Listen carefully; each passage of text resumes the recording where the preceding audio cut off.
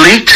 Well, I mean, yeah. I almost got killed over Tupac bootleg. I had a machine gun put in my face. Man. But I was still defending him. I'm like, fuck it, do what you got. I just manned up. Do what you gotta do. This is what we say. I need your business. I can't run. This motherfucker got 30 shots in it. Yeah. So I'm gonna just man up and take this shit to you. Ain't gonna shoot me in my back. Handle your handles, bruh. You know, but it was in my car, and my security at the time, you know, used my car. And, you know, he's a hood nigga, you know what I mean? And he took my car and took the CD out and let his homeboys hear it. I'm like, let me get a copy of that. Cool. You know, but I was fancy because back then, everybody didn't have CD burners. Them shits used to cost $5,000. So I'm in the studio proofreading and listening to these mixes, making sure that they sound good. And I would give Suge a CD or Pac a CD, like, you know, it was like I was a little pressing plant in that hole. That was before it was popular. The CD got up, you know, it ended up in the neighborhood, had earthquake sounds, you know, car shop or whatever. And dudes up there called, Suge was like, hey man, you know, the niggas up here playing the new Tupac shit y'all in there working on. He's like, what? What? So I get a call, hey man, come up to the office, and I already know them death row meetings. When they call you random, like 420, hey, fight traffic, get up here. I'm like, oh, this is gonna be some bullshit, I already know.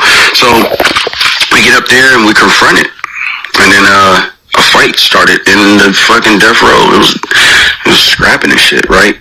So after the fight was done, my dumb ass, I'm like, man, we just got accused of something we didn't do. I'm like, what did you do, man? He's like, man, I didn't do what?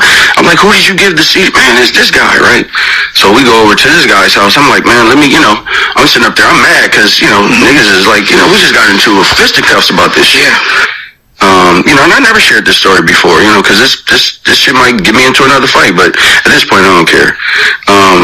I'm like, you know, this guy did it, so he's talking to us. He came down the street. He's talking to me and Donnell and shit. You know, about the tape. Yeah, he didn't do it, yada yada, somebody else did it. So me and my infinite wisdom, I take off on him. Like I'm you know, it's some bullshit. I gotta fight somebody because we just got into a fight over here. You don't know what just happened. So I fight the dude, and he dropped his Hennessy, and I think he was more mad that he dropped his Hennessy than you know, me actually swinging on him or whatever. So he told his homeboy, he said, man, blast this motherfucker. And my man just pulled out a tech. I just cold. Like, oh, I'm dead over dumbass Tupac tape, right? So my man didn't shoot me. My security got the gun from him. Was like, y'all just go head up. So I'm fighting with this guy, you know. Then I end up fighting with the other guy, and the other guy kicked me all in the head and shit. I'm on the ground getting stomped and shit. I get up and I'm still fighting this guy, and it's like, man, I can't fight, bro. Help me fight these motherfuckers. Why you got me out here fighting two people? You know what I'm saying? Right. So, and then we had to go to a party that night still, like a Whispers party that Death Row was throwing. So we end up at the Whispers party and shit. Niggas like, wow, you know what I'm saying, man? Boo, wham, you all right?